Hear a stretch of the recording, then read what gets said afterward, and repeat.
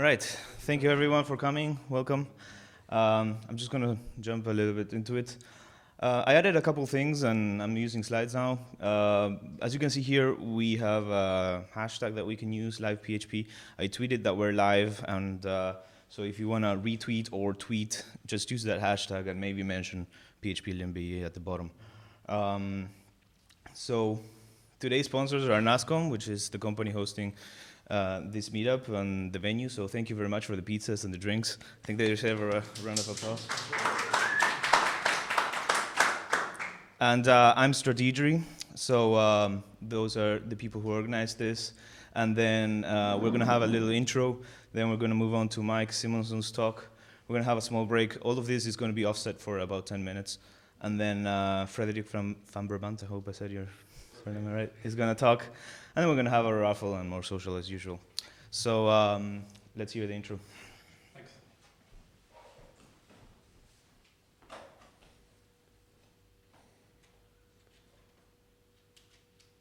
En daar gaat de kabel. Ja.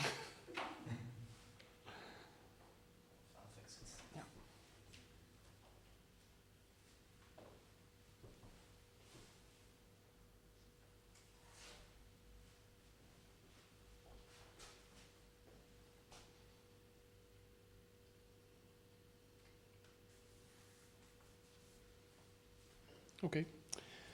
Goedenavond, welkom. Mag het in het Nederlands of is het liever in het Engels? Enige voorkeur? Nederlands oké? Goed. Heel goed. Welkom, ik ben Christopher en wij zijn Nascom. En we hebben al meteen een technisch defect, zie ik. Ja, goed. Dus even... Ik ga jullie even vervelen met een korte introductie over wie Nascom is en wat wij doen in het kort. Wij zijn een bedrijf dat opgestart is in 2003, initieel in Diepenbeek opgericht. Eigenlijk een redelijk klein bedrijf dat begonnen is met applicaties bouwen en dergelijke. Wij zijn ondertussen, wij hebben heel wat evoluties meegemaakt en we zijn gekomen tot wat we nu zijn, een organisatie van 16 mensen. 16 mensen die bezig zijn in de vorm van consultancy met UX, communicatie, software en design. Dat vertaalt zich dan in webapplicaties die wij bouwen voor onze klanten. En ons hoofdkwartier is hier, Sima in Genk. Dit gebouw is niet volledig van ons, wat vrij logisch is. Het is een heel groot gebouw. Wij bevinden ons helemaal boven in de nok van het dak in kamer B 2.0. Als er mensen zijn die er eens willen rondkijken, dat kan gerust tijdens de pauze. Wij zijn in samenwerking met het bedrijf Duo uit Brugge. Dat is een bedrijf dat opgericht is in 1996 en bestaat uit 40 medewerkers. We hebben heel erg veel raakvlakken met de mensen bij Duo. Zij doen ook PHP-development, Drupal, daar zitten ook enkele Java-developers en dergelijke. Zij zijn ook wel wat bezig met mobiele apps, wat een beetje minder bij ons zit. Dus we vullen elkaar vrij goed aan. Ze zijn gelegen in Brugge, zoals ik net zei. En wij zijn samengegaan met hun begin 2016. Dus nu vormen wij het team Nascom Duo. En als laatste nog een kort overzichtje van de verschillende klanten waar wij voor werken. Zijn bijvoorbeeld 1 Limburg, de Zo Antwerpen, Overstok en dergelijke.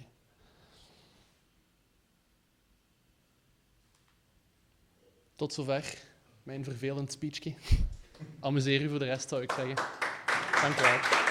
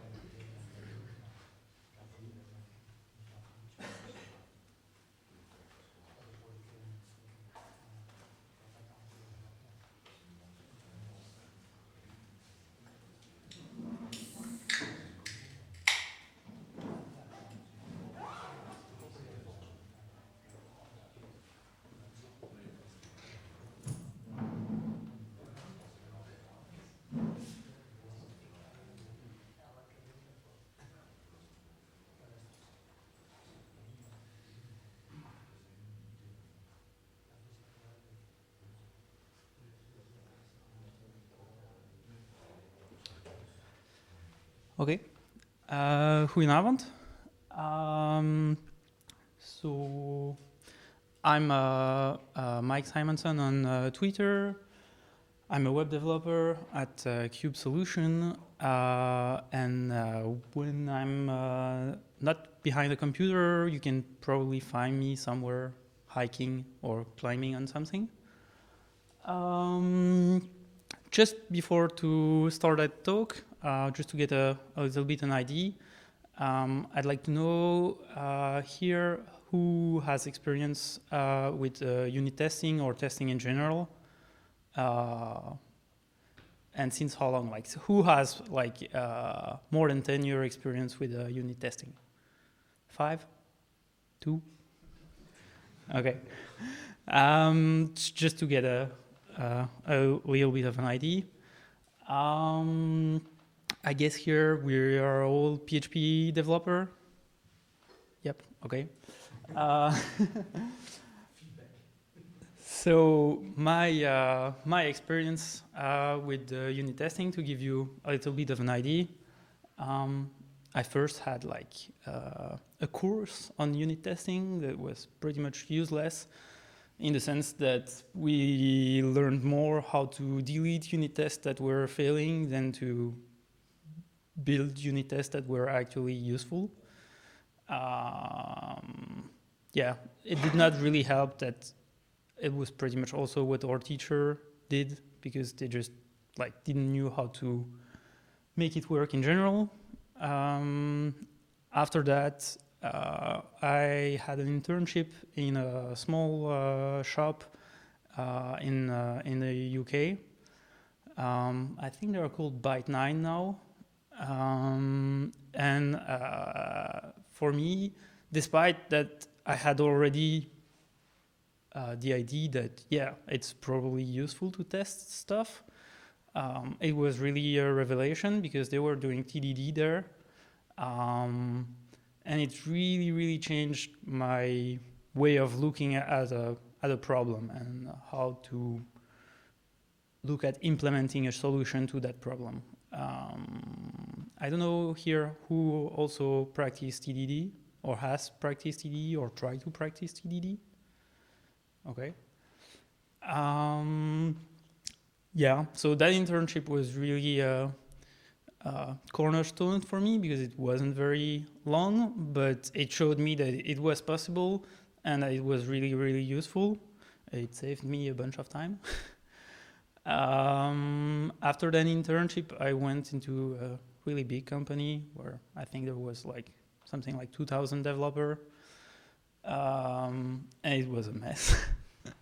It was really, really bad. The first project I had was a giant legacy project where basically the guy who built it died, so I had to replace him, and there was no documentation, no source code history. There was basically a tarball from like 4 years before, and that was pretty much it. So I tried testing that, but yeah, I didn't go far. After that really, really hurtful experience, I got the chance to start a new project, and I tried again to keep going with the unit test.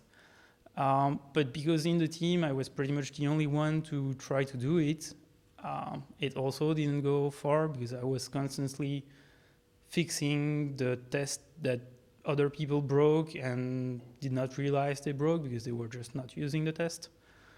So I also abandoned doing that, because you do that for a while and then it's just tiring.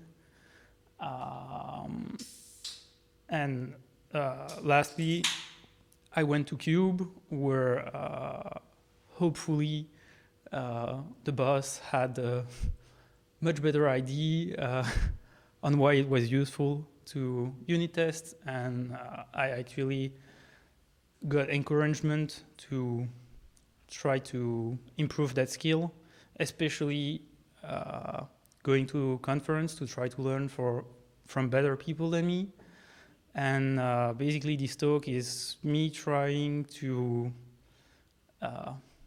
put in one piece all the advice that I learned along the way from people at conference. There are like way too many to try to name them, but maybe if you know them, there is Bo Simonson that helped me a lot to begin really understanding why I was doing some stuff in some way, and probably also Cramius that I suppose most of you know. I mean, basically, if you run any PHP code in production, there is code somewhere from here, from him, most probably. So that's pretty much my experience.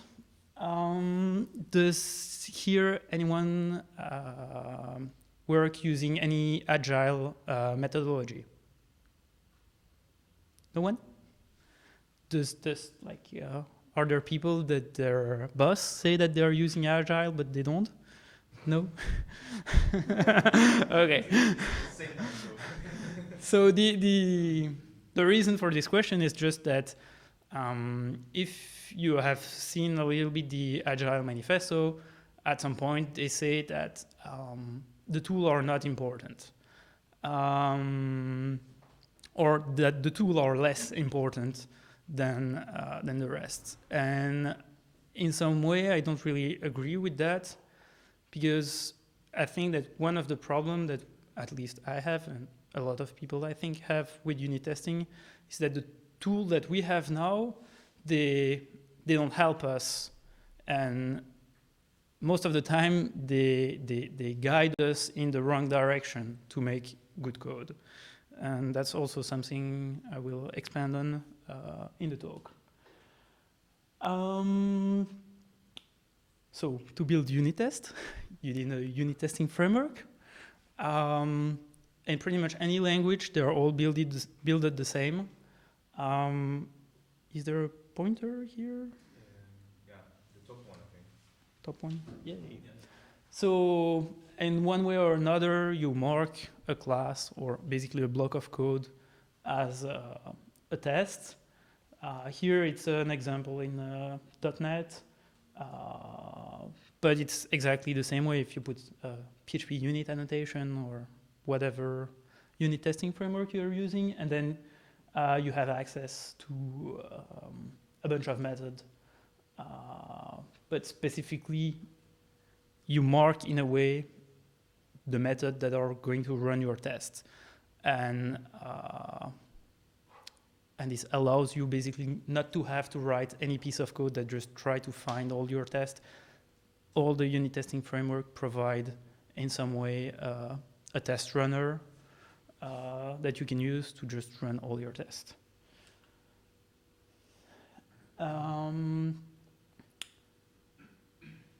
Most of the IDE also have a support for the unit testing framework, and you can often run the test directly from your IDE. One of the reasons I think it's important is that if you want to test efficiently, you need to test fast. You need to have a fast return on your test, not return, feedback from your test. If somehow you have to go to another window, run the test, wait for them to pass, again, it's something that's going to be really tiring. When it's integrated, it just makes it a little bit easier.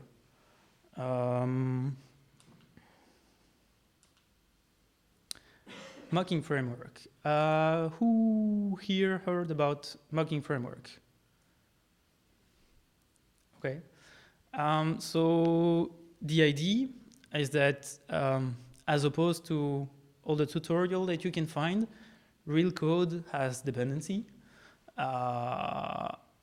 And if you want to have efficient tests, no, fast test, not efficient test, you cannot run the test using those dependencies. For instance, I don't know, you might have a piece of code that saves something to the database. You don't want to have to use that database for all your tests. For one, it's going to be slow. Second, it's going to be painful to set up all the time on all the machine of everyone the same way, on the CI machine also the same way. It's really annoying.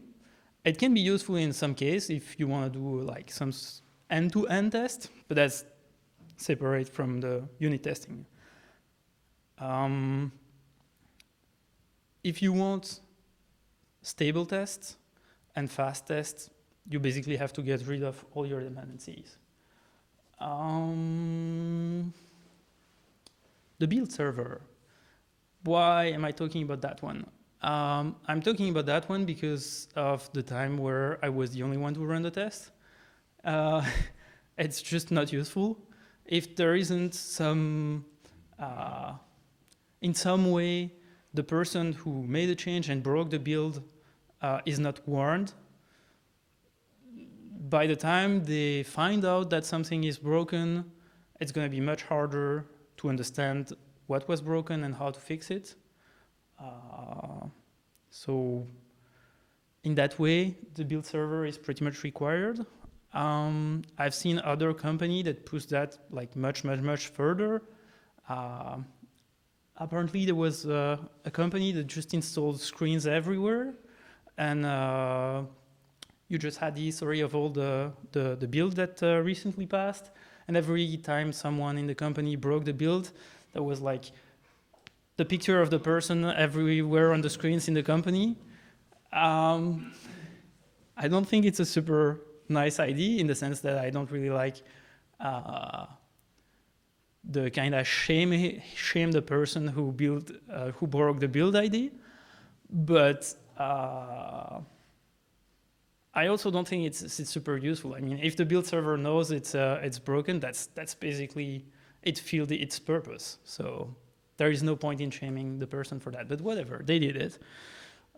It's maybe a little bit too extreme. So as I said, the idea of the unit testing framework is just that it's a contract between you and your test. You put your test there, and they are going to run automatically. So the idea of the mocking framework is just to get rid of that part of the code. You can see here that I use the term isolation framework. This is just because from a purely technical point of view, mocking is a particular kind of isolation, but most people don't really do that. That difference, I just find it more intuitive, the term isolation. Like it really isolates the piece of code than just mocking. I already said that. Yeah, the test must run in any order. That's also something that we are gonna come back at later. So the isolation framework is basically it's basically the idea that your dependency are going to be replaced by fake object. What do I mean by fake object? In a way, none of your code ever talk to a server. Like your code doesn't talk to another server. It just talks to a class that implements the protocol to talk to another server. And if you want to isolate from that piece of code, you just have to make a class that has the same interface and just do nothing. That's probably a piece of code that everyone here could write. You just extend the original class and implement, override all the methods with an empty body, and you have your mocking framework. Not for free, but you have one.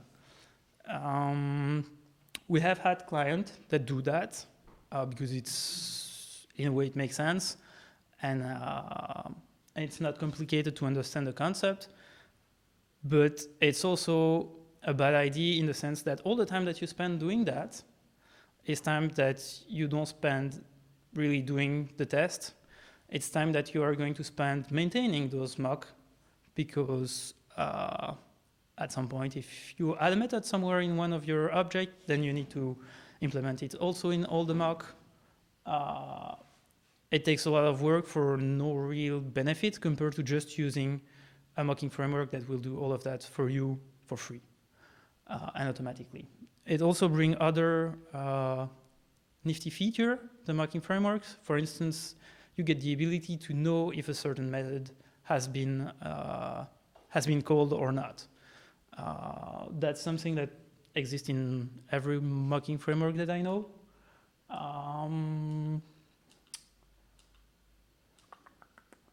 You can set behavior.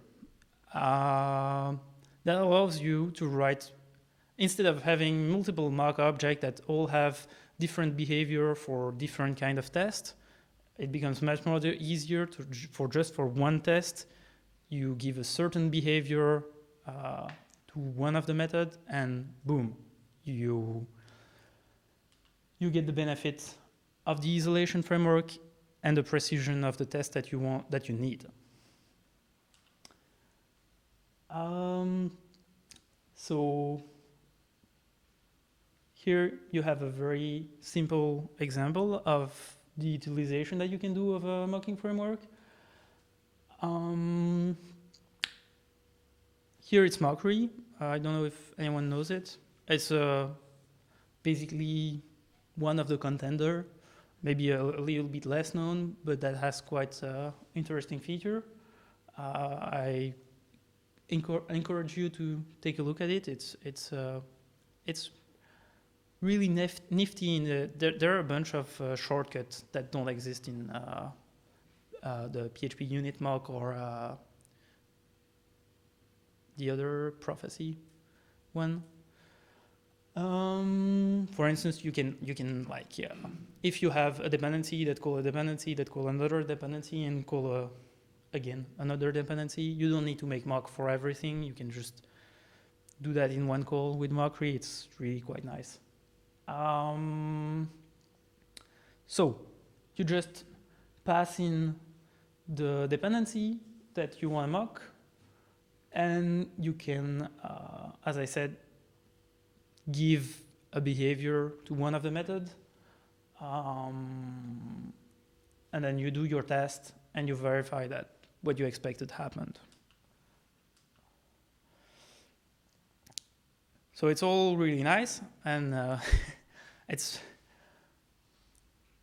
but it doesn't give you still any idea how to organize your test. It doesn't enforce any structure in your test, and that's a bit the problem. You can do whatever you want in your test. I actually don't know any tool that enforce any rule on that.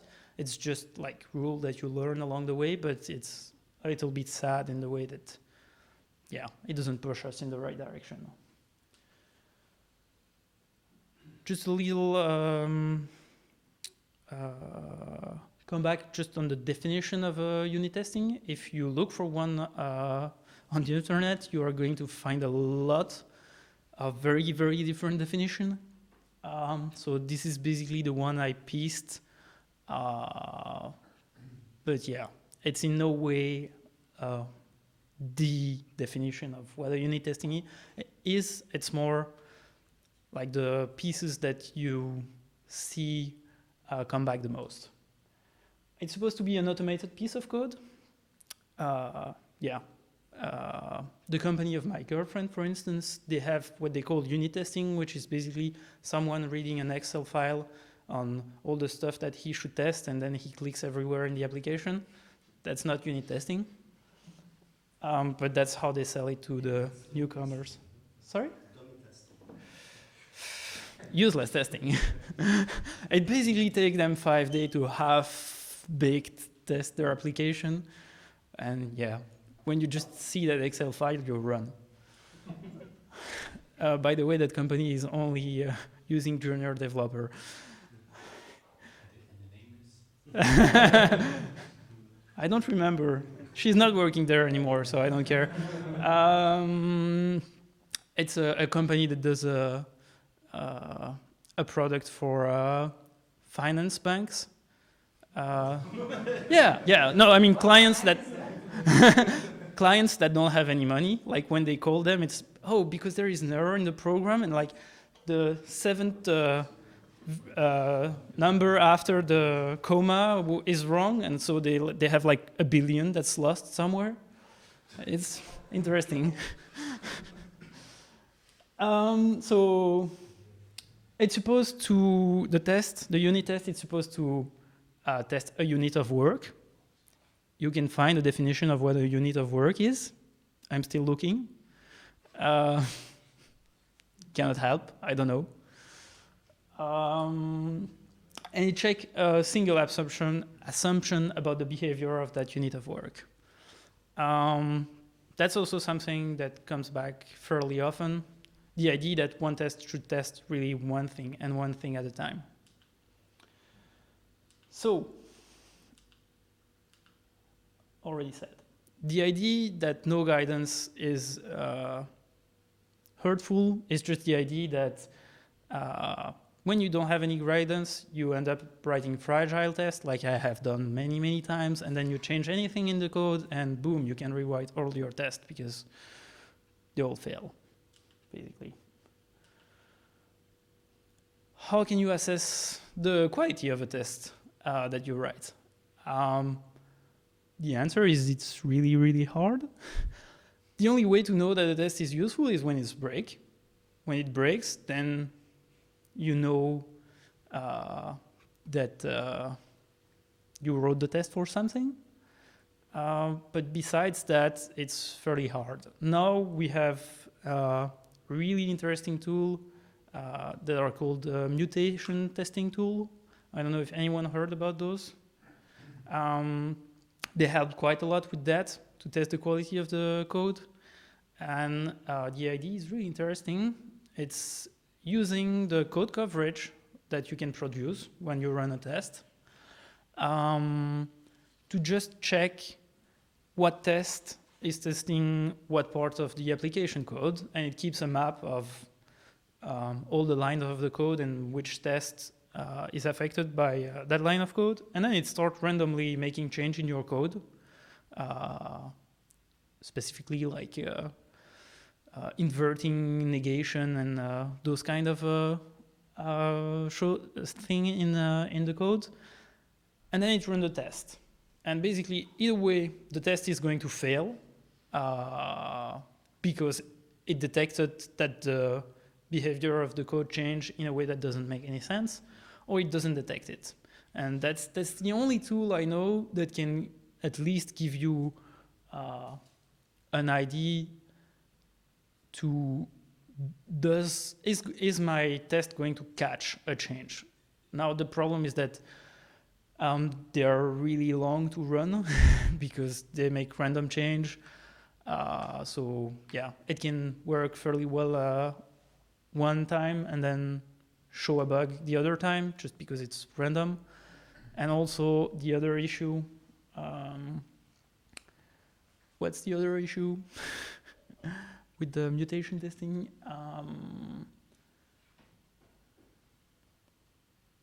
I'm sure there was another one. It will come back, but it's still interesting. Yeah, the problem is that most of the time you will have a lot of false positive or false negative, and it takes quite a long time to investigate all of those and find out if they're really false positive or real problems in your test.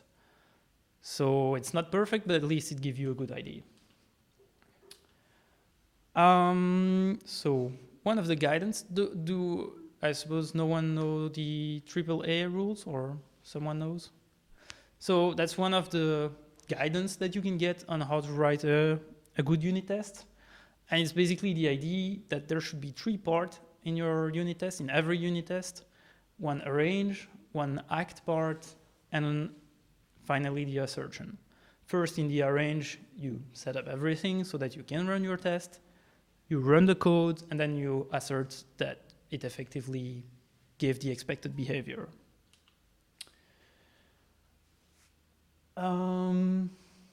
So yeah, it's fairly obvious. You're just setting up what you need to run the code and then make an assertion. The content is really not important. It doesn't really solve all our problem, but it's already a good start. So, how to organize your orange part of the code. So I'm basically going to show you all the different steps I went through, or all the different steps I've seen in unit test code. The first one is the one that you would come at first. You're basically using your real object, building it, then eventually using mocking if you need to mock some dependency, run the test, and make the assertion. What's wrong with that kind of code? The first thing that's wrong, if you will, is that if you change anything in here, the user object, you need to change all your tests. If you add a new parameter, you need to add it everywhere, otherwise all the test breaks. It just doesn't scale. Do you know the builder pattern? So it's one of the many patterns that you can find, and the idea of the builder pattern is that you have an object that's going to build another one for you, and he's just responsible for that, just building an object. It's a bit the idea of the factory. You want to build a user object, you have your user factory.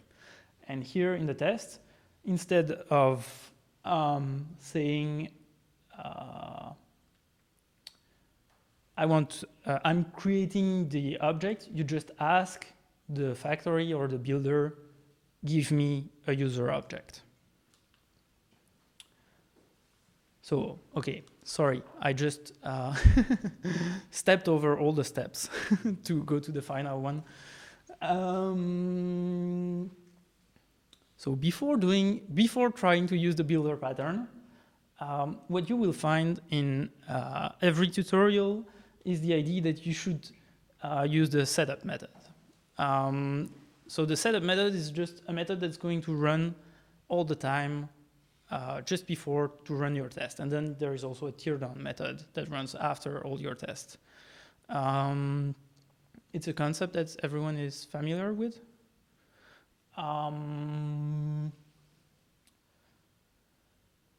Why I think it's a bad idea to do it like that.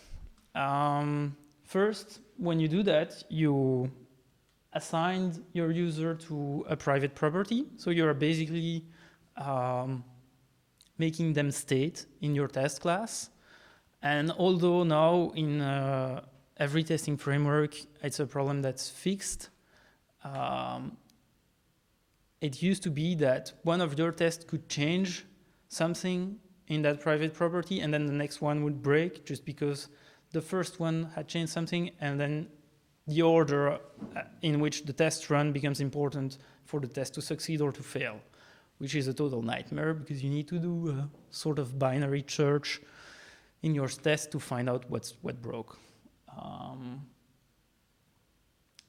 That's the first problem with that idea. The second problem is that you are splitting your test in two. So here, there is only one test, but soon in your file, there will be 20. And when the 20th fail, you look at the test code and you just don't get the idea of what's supposed to be going on, because when you just see that, you cannot have an idea of what the test is trying to do, because the other piece of code is on the top. Also, when you have 20 tests, you will start seeing people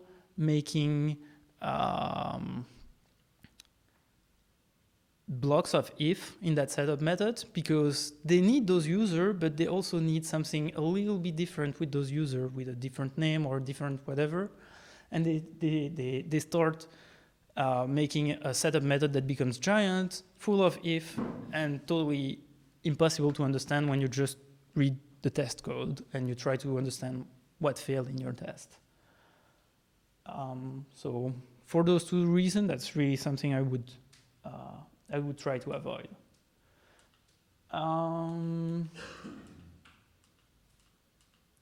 Sorry. Yeah, another solution that you will see are people that start extracting the arranged part of the test into a private method and call it from every test. Again, it separates your test in two pieces, so it adds a readability problem. And we have seen people push that to the extreme and have tests that all the tests basically look like that. Initialize, do something, and then assert. And when you read that test, there is no way of knowing what is actually being tested and what is going on. That's where the builder pattern was supposed to happen. So you have your builder, the automobile factory, that just build a new automobile. And if you use that pattern to make your unit test, first you can compose all those builders together. And second, you can add a bunch of utility methods with another pattern that's called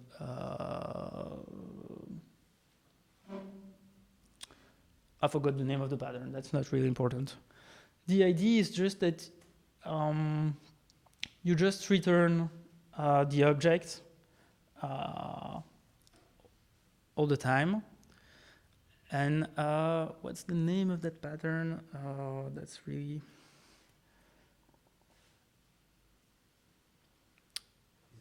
The pattern that is mostly present in like query builder, where you can do select, blah, blah, and then keep calling with the return of that method.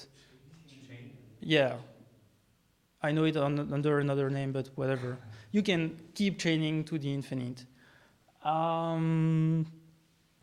So with that, when you want to have the same object but with a little difference, it becomes really expressive in your test. You have builder get automobile with wheels or with color, blah, blah, or with whatever. When someone reads that test, there is a little doubt as to what is going on. And the amount of time that you win just by making it more readable is really the biggest win.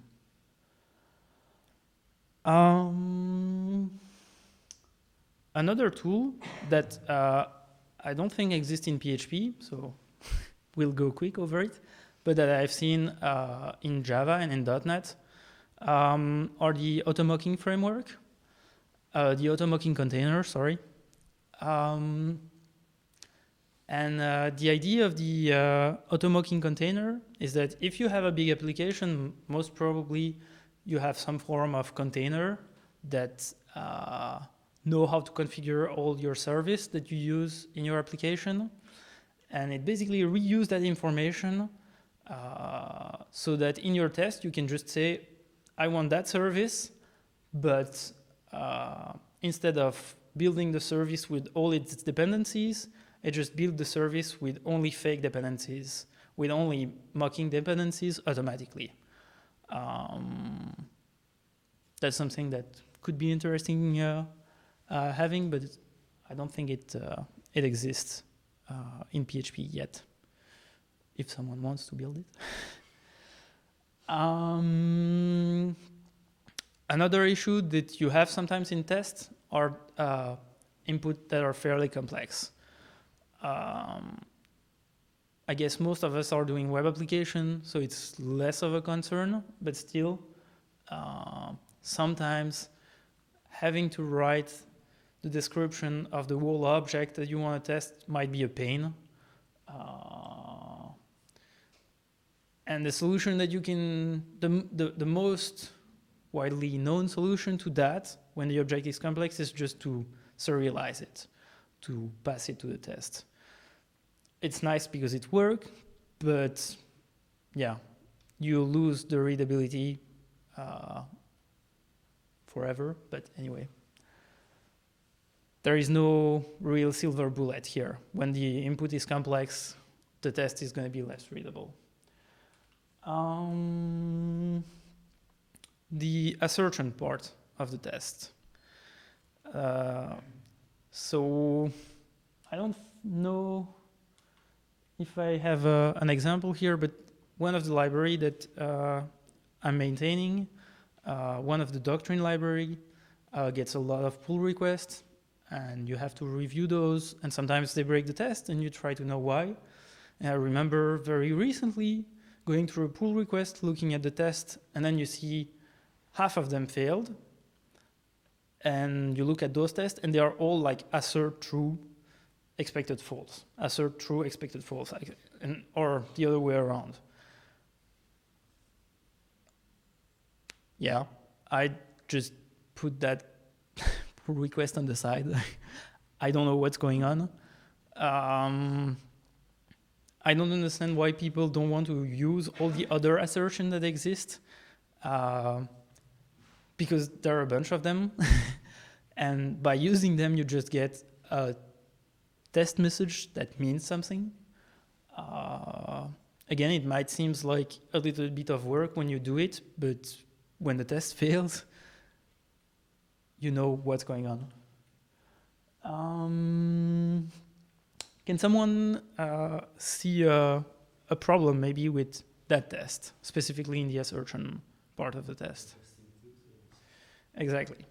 So they're testing two things, and most of the time they recommend only to test one. No, I wouldn't take that as a golden rule, because there are cases where it can make sense to test two things. If you are just testing two different stuff that concern the same behavior, for instance, if you have you're catching an exception message that should be thrown by the application, you might want to test the error code of that exception, but also the error message. And to me, in that kind of case, you are only testing one thing. Now, the problem that we have with those kind of tests, when you have multiple assertion, is that in pretty much, except C++, I think, all the unit testing framework that I know, when they fail a test in a test method, they just exit that test method. So if there are a bunch of assertions after that one, you just don't know their state. They might work, they might fail. You just don't know. You have no idea of the extent of the problem. One of the solutions that's very common to that is people that make blah, blah, blah, a little helper method called assert all in some way. It's also very easy to implement. In the sense, it's just a try catch where it tests all the assertion, and then if the assertion throw an error message, it just put it in an error array in the catch block of the try catch and throws that that array at the end of the test if something failed. That way you can have all the error message if there are more than one. But it's not, it's a little bit shaky solution. But yeah, sometimes you need that. As long as you don't end up in the situation where you do something, then you assert, then you do something else, then do another assertion and do that like 20 times in one test, you should be good to go. Like I said, I already talked about Humbug is just the mutation testing tool that exists for PHP. It's supposed to be beta, but I've not seen it crash once yet. So for me, it works very well. Now, there are other stuff that we can do to make the assertion more readable and more explicit. I don't really know of any tool that do those kind of stuff in PHP, but they might exist. There are a lot of libraries on GitHub. Those examples are, again, C#, but I find it so much more readable to have something around the line of result should be 6, as opposed to assert equals 6 result. You can, sorry? In prophecy, it would be calculator adds 2, 3, dot should return 6. So it's more or less the same. That would be already a really big improvement over PHP unit. I've not really used prophecy myself. Would it work with if the calculator was a final class? So yeah, Because I think if it does that, it's probably extending somehow. Yeah. And that's what it does. It basically extends it to add a bunch of methods. And it's not necessarily, it doesn't have to be like that, but already the fact that here you can see, and that's the case for basically every unit testing framework, pretty much, you have expected and then what you're testing. And when you think about it, you're basically, everyone is thinking the other way around. It's basically, here is what I've done, and it should be that. And the fact that you have to do the gymnastic every time that you write a test, that, oh, it should be the other way around, otherwise you just get an error message that say the opposite as you expect, make that kind of solution really appealing to me. So yeah, you basically have result should be 6, but what 5, instead of assert equals expected 6 actual 5. To me, there is no doubt about the fact that I don't need to use my brain to understand that message. I actually need to use my brain a lot to understand that one. Yeah, everyone has his advice about that. I mean, his, yeah, but that's mine.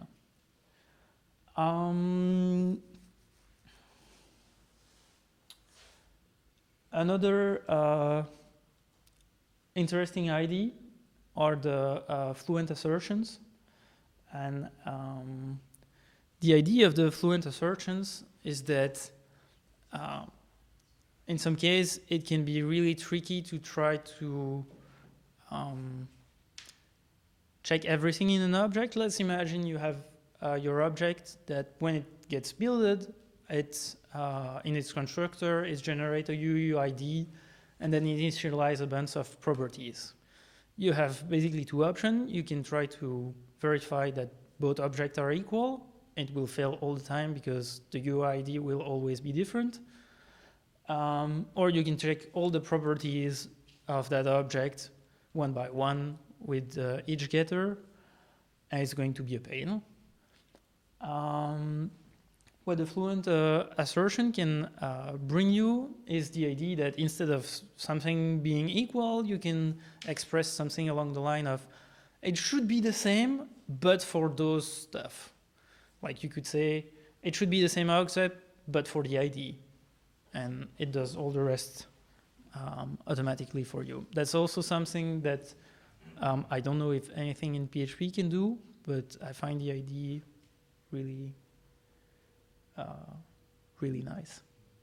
That's a problem that I've already had where you write like 5, 6, or 7 assertions to test one single thing, and it's just painful.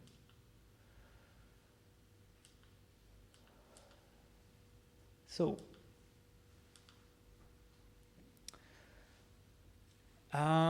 who here's heard about Okay, I thought you want to ask a question. Want to... So, who here heard about behavior-driven development? Cool. So, usually I've seen BDD used more for higher level tests, like, sorry? Yeah, BHAT test, so end-to-end test. But I've also seen someone using that just because in the company he was working at, they were regulated by the government, and by the regulation they had to test their software, which is basically the reason why he was hired. And then came the next question from the regulator, which was, what are you testing in your application? They could give them the name of the test method, which wasn't really useful for them. So he basically rewrote the whole test suite so that every little unit test is a BHAT test. And so I don't have an example here, but the idea of the BHAT test is that you write your test in an Englishy, again, language, and that Englishy language gets translated into the test automatically. The fact that it's written in an Englishy way makes it so that he can just use a little script that read the test and output a nice PDF with all the features that are tested, and you end up with a document that automatically can say stuff like, we check that the user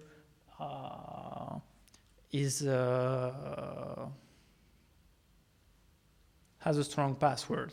Then we test that the user is not reusing that password, or some, and you get that information in plain English, which is, I think, a really interesting way of using BHAT. And the tool that basically run the test and translate those tests in a nice HTML or PDF page was called BDDify. Test execution.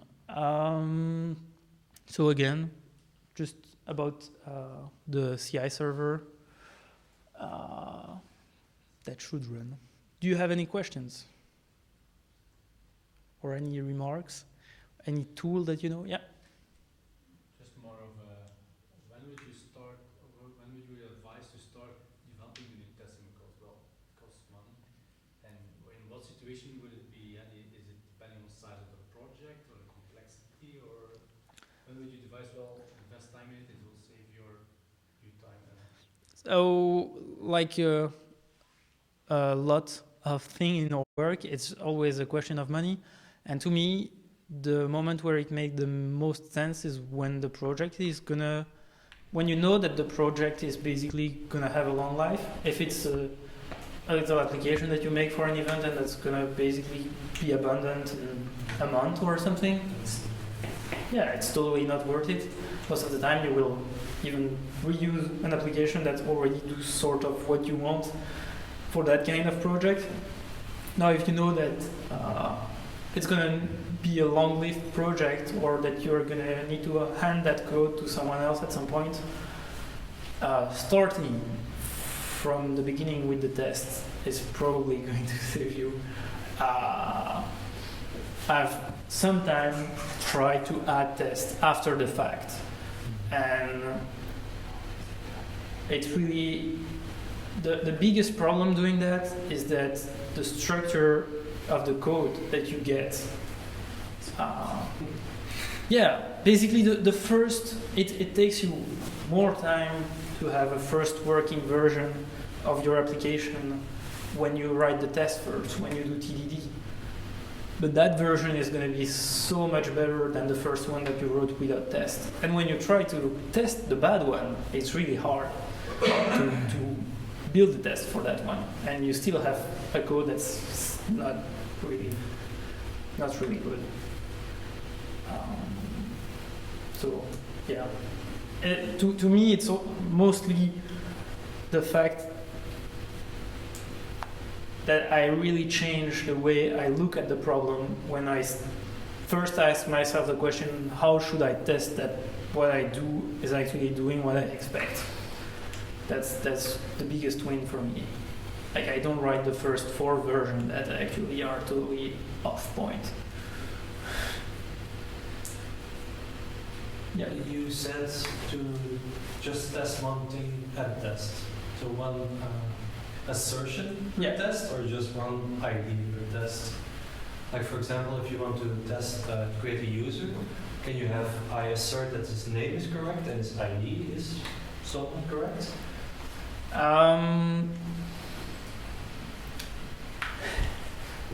That example is a little bit, I think, too simple to have a clear idea. When I say only one assertion, yeah, the best example I could think of is the idea of the exception. Like, in the case of the exception, it makes sense to me to test both the error code and the message. And now it's going to depend on the context if you need. But the more you have a precise idea of what each test is doing, the simpler are your tests, the simpler are going to be to fix them. One other tool I forgot to talk about is the code coverage. Usually people use the code coverage to get an idea of how much code they have tested, and it's a tool, it works, but it also can give you a very false safe sense of security, because there are a bunch of stuff that the code coverage is not able to detect. Like, if you have a lot of consecutive if in your code, for instance, it will look like you tested all the possibilities, but you didn't, because it could not pass in all the branches. And again, the fact that if you start testing your code with TDD, you will avoid writing that kind of code, basically, because it's painful to write tests for that kind of code. And it's going to mean that your test and your code is going to be simpler. To finish with the code coverage, I've seen someone that used the code coverage basically in the other direction. He used the code coverage to verify that each of the tests that he was making was only touching a very small portion of the code. Like, that he wasn't covering a whole bunch of different stuff with the code coverage. And that's probably the best definition I can have of a unit of work, when it's not touching too many lines, and you can verify that with the code coverage. You had a question, I think? Somewhere in the corner, I don't remember. So, yeah, I've had one before. About the previous question, so I'm currently started a new project. It's a legacy project. It's like 2 years old. Has no tests. Has 2 tests. So is it still worth it building every test? Keeping in mind though that we're gonna rewrite again in a few months. You could always just do regressive tests for bugs that you notice now, just to make sure that those things won't fail in the future. Yeah, I wouldn't. That's what I would do. I wouldn't start writing tests for That's everything. not for everything. I would probably start more doing end-to-end tests to check that the major feature of the application don't break, but not unit testing everything. Unit testing may be what I change, but yeah. In the first legacy project that I had, and I tried to test. I mean, basically everything that you change, it breaks something in a different part of the application that you don't even know about, and yeah, it's better at that point, I think, not to touch the application and start building a new one with the test But first. it's not a complete new one. We're going to refactor the current one. The client doesn't want to start all over again. Then, if you don't have end-to-end tests to check that you don't break stuff refactoring, I don't really see how you could do it without giving him any guarantee that you are not going to break anything. Before you refactor, you start writing the test, and then you refactor and see if everything's still works. Yeah, but that's usually really hard, and you end up with really bad tests. So that's why I would stay with the end-to-end test, and then writing test for the new stuff that you refactor, and yeah, the old code can just wait to die. Should my test hit the database? Nope. It's never gonna fast. I mean, there are a lot of techniques to make those tests reliable, but they're always going to be slow. I mean, unit test, in the case of an end-to-end test, yes, it makes sense. But in the case of a unit test, that's why we have the mocking frameworks. And yeah. One of the projects that we have end-to-end tests that need to install a database, migrate stuff, and blah, blah, blah. Basically takes half an hour before you know if your test passed or not. And it's super powerful CI server. So it makes sense for end-to-end tests, but when you are like refactoring or adding new features, you just want to know now or not. Know in half an hour. Just Also, run that one test. Sorry? And just run that one test. Hope Yeah. that everything doesn't break. But that's exactly what a friend of mine did for a mostly mathematical application. And because the tests were slow, he was only running the stuff that he thought changed. And then he was like, yeah, cool, it works. And then he ran the whole suite and half of the other failed. Yeah, it doesn't always work like you expect. Any other question? Okay, thank you very much for your time. I think the talk is on joining, and because it's one of the first time that I give that talk, I would be really glad if you could comment in any way. Thank you very much.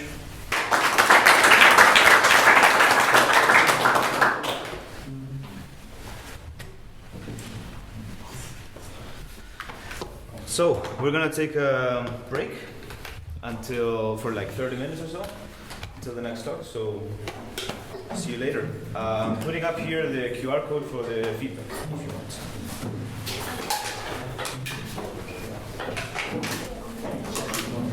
Thanks for